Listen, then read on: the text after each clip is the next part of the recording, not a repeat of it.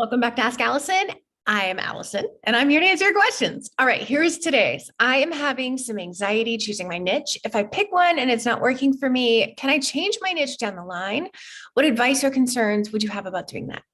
So first, I want to thank Therapy Notes for sponsoring Ask Allison. If you're looking for an all-in-one practice management system, you need to check out Therapy Notes. It's top rated on Trustpilot. It does all the back-end pieces that a private practice requires: schedule, charge, bill insurance, do your notes, send reminders, store your intake paperwork, complete online video sessions, all within one platform. You can get 2 months free to play with it, and you can use the code ABUNDANT for that at checkout. That's at therapynotes.com. All right.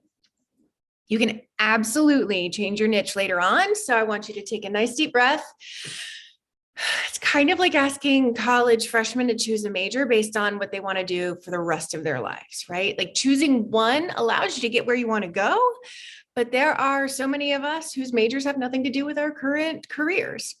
So if there's a niche you know you want to move towards, but maybe you don't have the training or the experience that you need to really confidently proclaim that that's your niche, consider adjacent niches while you're getting the training that you need.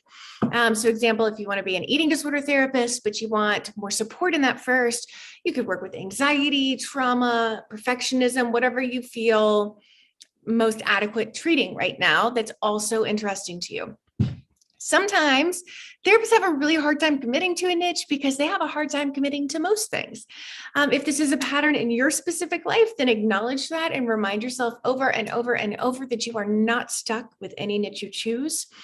I would give it an honest go. I wouldn't recommend changing niches every few months or anything.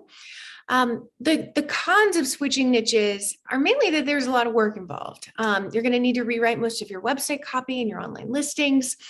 You're going to need to change some images potentially. You may need to change your logo. You want to get in touch with your typical referral sources and let them know that you're shifting your client population. You may also need to find new referral sources based on this new niche.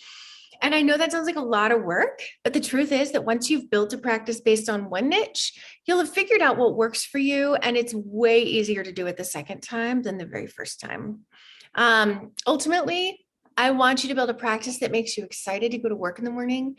One that makes you really, really glad that you chose this field.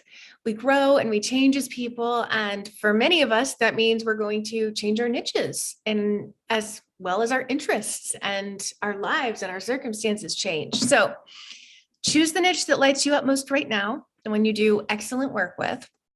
And then later, if you're feeling lit up by a different clinical issue, take your time to plan the transition and then take action. Today's free worksheet is things to consider before changing your niche. And if you need help narrowing down your niche or getting clients in the door, the Abundance Party is the absolute best place to get support. That's at abundanceparty.com. If you need me to answer any questions for you for Ask Allison, I'd love for you to submit those. You can do that via the link, or you can DM me on Instagram where I'm abundance_practice_building. All right, have a great day.